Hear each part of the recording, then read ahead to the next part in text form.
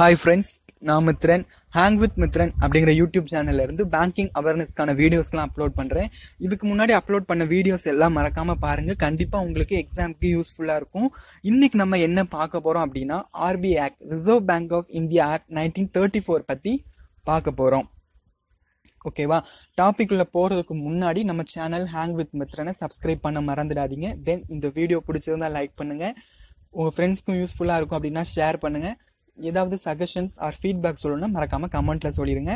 அடிஷ்னலா இந்த ஆக்ட் பத்தின ஒரு குவிஸ் இருக்கு. அந்த குவிஸோட லிங்க் வந்து வீடியோ டெஸ்கிரிப்ஷன்ல கொடுத்துருக்கேன். மறக்காம இந்த வீடியோவை ஃபுல்லா பார்த்துட்டு அந்த குவிஸ் அட்டன் பண்ணுங்க. கண்டிப்பா உங்களுக்கு ஹெல்ப்ஃபுல்லா இருக்கும். வாங்க டாபிக் உள்ள போகலாம். நம்ம பார்க்க போற topic RBI act 1934. RBI act வந்து எப்போ பாஸ் பண்ணாங்க அப்படின்னா 1934ல கொண்டு வந்தாங்க. இந்த ஆக்ட் படி தான் ரிசர்வ் பேங்க் ஆஃப் இந்தியாவையே ஃபார்ம் பண்ணாங்க.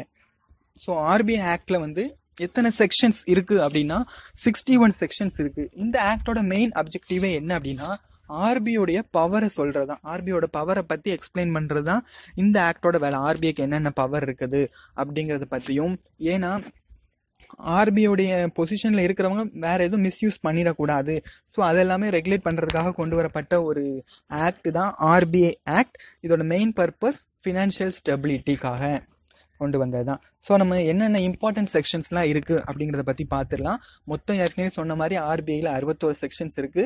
அதுல சில முக்கியமான செக்ஷன்ஸ் தான் நான் இன்னைக்கு எடுத்துட்டு வந்திருக்கிறேன். ஸோ வாங்க பார்க்கலாம். செக்ஷன் 3 தான் ஃபர்ஸ்ட் பார்க்க போறோம். செக்ஷன் 3 என்ன சொல்றாங்க அப்படின்னா ஆர்பிஐ பவர் என்ன பவர்னா currency issuance. RBI for taking over the management of currency from central government. So RBI தான் கரன்சியை சர்க்குலேட் பண்றாங்கல்ல, அதுக்கான பவரை சொல்றதான் இது செக்ஷன் 3. தென் செக்ஷன் 4 என்ன சொல்றாங்க அப்படின்னா ஆர்பிஐ உடைய கேபிட்டல், ஆர்பிஐ உடைய ஷேர் கேபிட்டல் பத்தி சொல்றாங்க. ஆர்பிஐ ஷேர் கேபிட்டல் நமக்கு தெரியும். ஆர்பிஐ ஷேர் கேபிட்டல் ஸ்டார்டிங்ல எவ்வளவு? 5 crore. நெக்ஸ்ட் என்ன செக்ஷன் அப்படின்னா செக்ஷன் 8. இந்த செக்ஷன் 8 பத்தியுமே நான் ஆர்பிஐ பத்தி பார்க்கும்போது சொல்லியிருப்பேன்.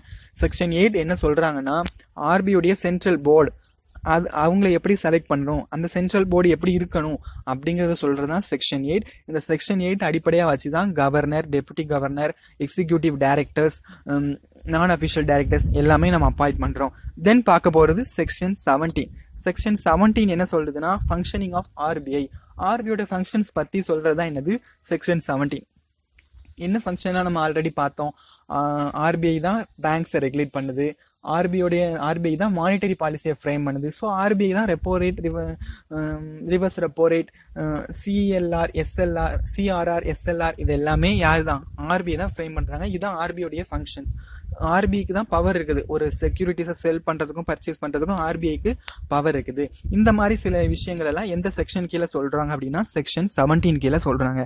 நெக்ஸ்ட் பார்க்க போற செக்ஷன் என்ன? செக்ஷன் 20. செக்ஷன் 20, செக்ஷன் 21 இந்த ரெண்டுமே சேம் தான். செக்ஷன் 20 என்ன சொல்லுது அப்படின்னா நம்ம கவர்மெண்ட் இருக்குல்ல, நம்ம கவர்மெண்டோட பிசினஸ் டிரான்சாக்ஷன்ஸ் எல்லாம் மானிட்டர் பண்றதும் ஆர்பிஐ ஒரு முக்கியமான கடமை.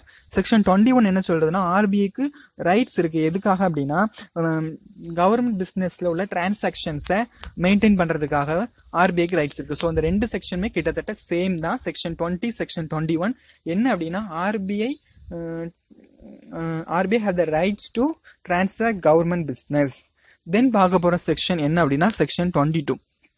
செக்ஷன் 22 என்ன சொல்றதுன்னா ஆர்பிஐக்கு கரன்சி நோட் இஷ்யூ பண்ண ரைட் இருக்கு அப்படின்னு சொல்லுது செக்ஷன் 22 சொல்றது. ஸோ ஆர்பிஐ தான் கரன்சி நோட்டை இஷ்யூ பண்றாங்க நமக்கு தெரியும். காயின்ஸை இஷ்யூ பண்றது, காயின்ஸ் வந்து இஷ்யூ பண்றது தான் யாரு? Central government. ஸோ கரன்சியை வந்து எந்த ஆக்ட் கீழே ஆர்பிஐ இஷ்யூ பண்றாங்க அப்படின்னா நம்ம சொல்ல வேண்டியது செக்ஷன் 22. தென் பார்க்க போற செக்ஷன் என்னன்னா 24. செக்ஷன் 24 என்ன சொல்லுது அப்படின்னா டினாமினேஷன். செக்ஷன் 22ல நம்ம பார்த்துட்டோம் ஆர்பிஐக்கு தான் கரன்சி இஷ்யூ பண்ண ரைட்ஸ் இருக்குன்னு. செக்ஷன் 24 என்ன சொல்றாங்கன்னா எந்த டினாமினேஷன்ல கரன்சி இஷ்யூ பண்ணணும், எந்த டினாமினேஷனுக்கு அதிகமா போயிடக்கூடாது அப்படிங்கறத சொல்றதுதான் என்னது செக்ஷன் 24. ஸோ செக்ஷன் 24 என்ன சொல்றாங்க அப்படின்னா டினாமினேஷன் வந்து இருக்கட்டும், டினாமினேஷன் வந்து எதுக்கு அதிகமா போகக்கூடாதான், 10,000க்கு அதிகமா டினாமினேஷன் போகக்கூடாது அப்படின்னு சொல்றாங்க. நெக்ஸ்ட் என்ன செக்ஷன் அப்படின்னா செக்ஷன் 28. செக்ஷன் 28 என்னன்னா இதுவுமே கரன்சி நோட்டை பத்தின ஒரு செக்ஷன் தான். என்ன அப்படின்னா நம்ம கரன்சி நோட்லாம் டேமேஜ் ஆயிருக்கும்ல, damage currency notes, soiled notes, அது எல்லாத்தையுமே திருப்பி ரெக்கவர் பண்ணணும். அதாவது அதை எல்லாத்தையும் எக்ஸ்சேஞ்ச் பண்றதுக்கான ஒரு ஆக்ட் தான், ஒரு செக்ஷன் தான் என்னது, செக்ஷன் 28. அப்ப செக்ஷன் 28 கீழே தான் அதை எக்ஸ்சேஞ்ச் பண்றோம். நெக்ஸ்ட் வந்து செக்ஷன் 28A. செக்ஷன் 28A என்ன சொல்றாங்க அப்படின்னா, issue of special bank notes and special 1 rupee notes in certain cases.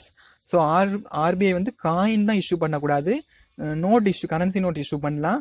So special notes, சில பேரை கௌரவிக்கும் விதமாகவோ சில விஷயங்களை ரெப்ரசன்ட் பண்றதுக்காகவோ சில ஸ்பெஷல் நோட்ஸை வந்து ரிலீஸ் பண்ண ஆர்பிஐக்கு பவர் இருக்கு. ஸோ அப்படி ரிலீஸ் பண்ணலாம் கரன்சி நோட்டை அப்படின்னு சொல்றாங்க. அப்ப செக்ஷன் 28 என்ன சொல்றாங்க, டேமேஜ் ஆன நோட்டெல்லாம் எக்ஸ்சேஞ்ச் பண்ணலாம், அதை ரெக்கவர் பண்றதெல்லாம் செக்ஷன் 28 கீழே வருது. செக்ஷன் 28A கீழே என்ன வருது அப்படின்னா, ஸ்பெஷல் நோட்டை ரிலீஸ் பண்றதுக்கும் ஆர்பிஐக்கு பவர் இருக்கு அப்படின்னு சொல்றாங்க. நெக்ஸ்ட் என்ன பார்க்க போறோம் அப்படின்னா செக்ஷன் 30. செக்ஷன் 30 என்ன சொல்றாங்க அப்படின்னா, சென்ட்ரல் கவர்மெண்ட் என்னதான் ஆர்பிஐ வந்து ஒரு சென்ட்ரல் போர்ட் ஆஃப் டைரக்டர்ஸ் கீழே இயங்கினாலுமே அதை மாற்றி அமைக்கிறதுக்கோ அது மேல ஆதிக்கம் செலுத்துவதற்கோ எதுக்கு உரிமை இருக்கு அப்படின்னா, சென்ட்ரல் கவர்மெண்ட்டுக்கு உரிமை இருக்கு அப்படின்னு சொல்ற செக்ஷன் தான் இது செக்ஷன் 30. சென்ட்ரல் கவர்மெண்ட் நினைச்சா ஆர்பிஐ கவர்னரை இறக்கலாம், சில மாற்றங்கள் கொண்டு வரலாம் அந்த சென்ட்ரல் போர்டுக்குள்ள அப்படிங்கிறது தான் செக்ஷன் 30. செக்ஷன் 38 என்ன சொல்றாங்க அப்படின்னா, applications of government and bank in respect of rupee coin. So ஆர்பிஐக்கு 1 ரூபி காயினை இஷ்யூ பண்றதுக்கான ரைட்ஸ் கிடையாது.